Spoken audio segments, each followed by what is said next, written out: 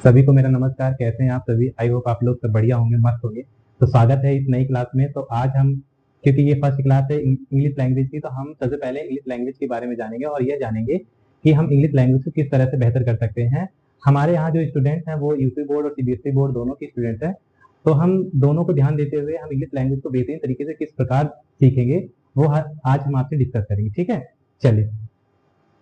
सबसे पहले लिखा हुआ है इंग्लिश लैंग्वेज। लैंग्वेज होता क्या है? क्या किसी को पता है लैंग्वेज की होता क्या है? तो चलिए, अगर आपको नहीं पता तो मैं बताता हूँ कि लैंग्वेज एक साधन होता है किसी भी व्यक्ति की इमोशन, फीलिंग, एक्शन को शो करने के लिए। अगर कोई व्यक्ति चाहता है अपने इमोशन को, फीलिंग को शो करे, तो लैंग्वेज उसका एक साधन बनता है, मीडियम बनता है, जिसके जरिए वो अपने विचारों को प्रकट कर सकता है।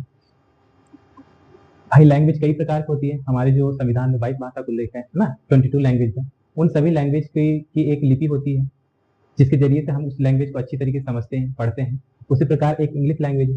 इंग्लिश लैंग्वेज में भी इंग्लिश के बारे में हम पढ़ेंगे। और इंग्लिश लैंग्वेज की शुरुआत होती है लेटर से, आप सभी को पता है। लेटर से बनता है वर्ड और वर्ड से बनता है सेंटेंस।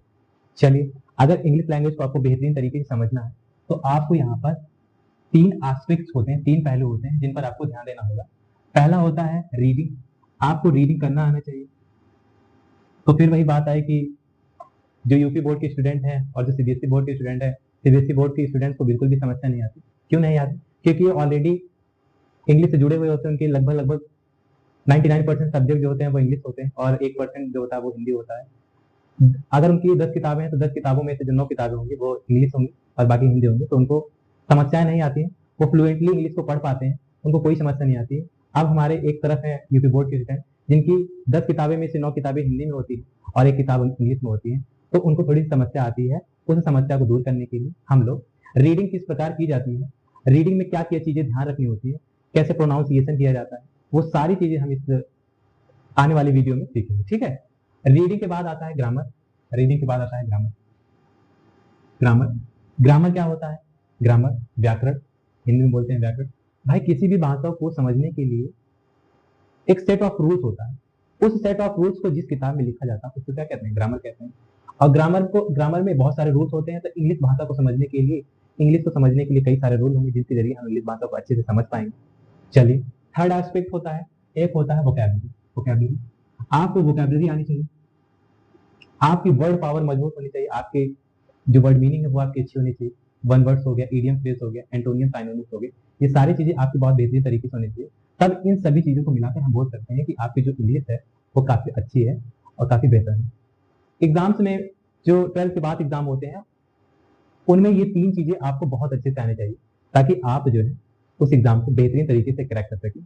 तो हम लोग, क्योंकि ये स्टार्टिंग फेज है, शुरुआत हो रही है, तो हम लोग जो है ग्रामर से स्टार्ट करेंगे और बीच बीच में कभी कभार रीडिंग का एक सेशन लेंगे, कभी कभार हम वोकैब का सेशन लेंगे। हालांकि वोकैब का भी मैं सोच रहा हूँ किस तरह से वोकैब करवाऊं स्टूडेंट्स को, ताकि जो उनके जो एग्जाम है 12th के बाद वो बढ़िया से कंप्लीट हो सके, उन्हें एक्स्ट्रा मेहनत ना करनी पड़े। हम तो हम इस प्रकार पढ़ेंगे बेसिक से लेके एडवांस तक। अब हम सीखेंगे ग्रामर का सिलेबस। आखिरकार इंग्लिश लैंग्वेज में जो इंग्लिश लैंग्वेज का जो ग्रामर सेक्शन होता है उसमें कौन कौन से टॉपिक हम लोगों को पढ़ना होता है, उसे हम लोग जो है पढ़ेंगे। ठीक है।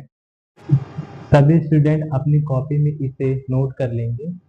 ये जो सिलेबस है वो 6th से लेके 12th तक का तो कंप्लीट करता है, साथ ही साथ जो कॉम्पिटिटिव लेवल के एग्जाम होते हैं वो सारा कवर अप करता है। ये इतना ही हमें ग्रामर के अंदर पढ़ना होता है और इतने में ही हमारा जो है ग्रामर कंप्लीट हो जाता है, जिसमें सबसे पहले बेसिक्स पढ़ना होता है। बेसिक्स में लेटर्स के बारे में, वर्ड्स के बारे में, सेंटेंस के बारे में, फ्रेजेस के बारे में, क्लॉजेस के बारे में और बहुत सारी चीजें हैं जो पढ़ना पड़ता है। इसके बाद आता है टेंस। हम टेंस के बारे में पढ़ते हैं। फिर इसके बाद आता है कंडीशनल। कंडीशनल क्या होते हैं, कंडीशनल सेंटेंसेस क्या होते हैं, उनके बारे में पढ़ते हैं। नाउन के pronoun, adjective, preposition, verbs, models, adverbs. Sorry, adverbs 2 बार लिखो था तो इसे काट देंगे सर, इसे आप काट दीजिए। Conjunction, articles, question tags, voice, narration, punctuation, synthesis, transformation और हिस्ट्री ऑफ इंग्लिश लैंग्वेज। और लास्ट हम पढ़ेंगे ट्रांसलेशन। स्टूडेंट्स क्या होता है, जो यूपी बोर्ड के स्टूडेंट होते हैं उनमें जो है क्लास 10th और 12th में ट्रांसलेशन का एक पार्ट आता है। 10th में 4 नंबर का आता है और 12th में 5 नंबर का आता है।